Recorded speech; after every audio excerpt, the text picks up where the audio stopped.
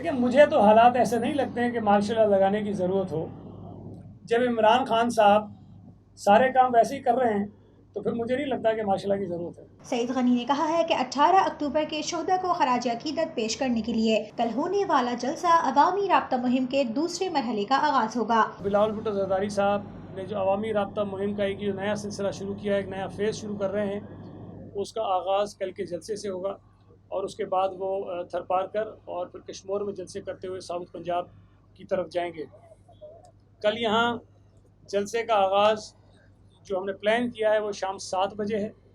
انشاءاللہ تعالی شام 7 بجے جلسہ شروع ہوگا اور ہم نے جو روٹس رکھے ہیں، ہمارے جو جلوس آئیں گے مختلف شہر کے علاقوں سے، وہ کوشش ہم نے اس طرح کی ہے کہ جو عام ٹریفک ہے مختلف سڑکوں پر وہ کم سے کم متاثر ہو. لاڑکانہ میں الیکشن کمیشن کی جانب سے پیپلز پارٹی کے امیدوار اور چیف پولنگ ایجنٹس کو پولنگ اسٹیشن میں جانے سے روکنا دوہرے معیار کی نشانی ہے. گھوٹکی کا الیکشن آپ کے سامنے ہے کہ عمران خان وزیر اعظم تھا، گورنر سندھ کے ساتھ 2 وفاقی وزراء کے ساتھ. الیکشن کا شیڈیول اناؤنس ہونے کے بعد جو جی ڈی اے کا کینڈیڈیٹ تھا یا پی ٹی آئی کا کینڈیڈیٹ تھا، اس کے گھر پر وہ گیا چل کر، وہاں اس نے میٹنگز بھی کی ہیں وہاں کے علاقے کے جو بااثر لوگ ہیں. الیکشن کمیشن نے ایک نوٹس دیا، اس کے بعد ٹائم فش، کسی نے کچھ نہیں پوچھا کہ کیا ہوا. تو کیا یہ جو اقدامات ہیں الیکشن کمیشن کے، یہ صرف پیپلز پارٹی کے لیے ہیں؟ یہ جو آپ نے اپنا کوڈ آف کنڈکٹ امپلیمنٹ کروانا ہے صرف پیپلز پارٹی کے لیے کروانا ہے؟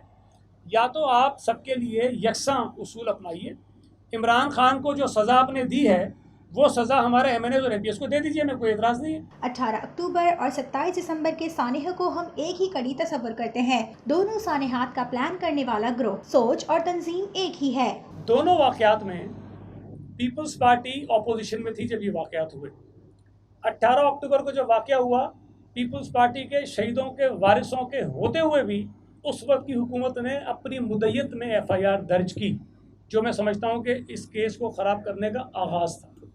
پیپلز پارٹی کہہ رہی ہے کہ بھائی ہم ایف آئی آر کٹوانا چاہتے ہیں، ہماری ایف آئی آر نہیں کاٹی گئی. ہم خود تھانے پہ گئے، پارٹی کی سینئر لیڈرشپ پہ، ہماری ایف آئی آر نہیں کاٹی گئی. جنرل پرویز مشرف کا نام اس کیس کے اندر شامل ہے، لیکن جنرل پرویز مشرف عدالت کے سامنے نہیں آ رہا اور اس کو کسی بھی طرح سے عدالت میں لانے کی کوئی خاص ایفرٹس بھی ہمیں نظر نہیں آئے. انہوں نے کہا کہ ایسا نہیں ہے کہ کتے صرف کراچی یا صوبہ سندھ میں ہی ہیں، بلکہ یہ پورے ملک میں ہیں. کتوں کو عام طور پہ پچھلے کئی برسوں میں مار دیا جاتا تھا، اور اب یہ اس قسم کی جو جانوروں کی ہلاکتیں ہوتی ہیں اس پر بہت ساری آوازیں اٹھتی ہیں، تنظیمیں اعتراض کرتی ہیں، اور وہ کتوں کو مارنے کا عمل پچھلے کچھ عرصے سے روک دیا گیا ہے. اب ظاہر ہے کہ اگر روک دیا ہے تو ان کی تعداد بڑھ رہی ہے، اس کی وجہ سے نقصانات ہو رہے ہیں، لوگوں کو وہ کاٹ بھی رہے ہیں. تو اس کا راستہ یہ نکالا گیا کہ ایک یہاں پر ویکسین ہے جو کتوں کو لگائی جا رہی ہے، یہ نہیں کہ نہیں لگی، لگ رہی ہے، جس کی وجہ سے ان کی جو ریویز ہوتی ہیں وہ ختم ہوتی ہے، جس کا وہ نقصان پہنچاتے ہیں ان کے کاٹنے سے وہ ختم ہو رہی ہے. دوسری ان کی افزائش نسل جو ہے وہ رک رہی ہے.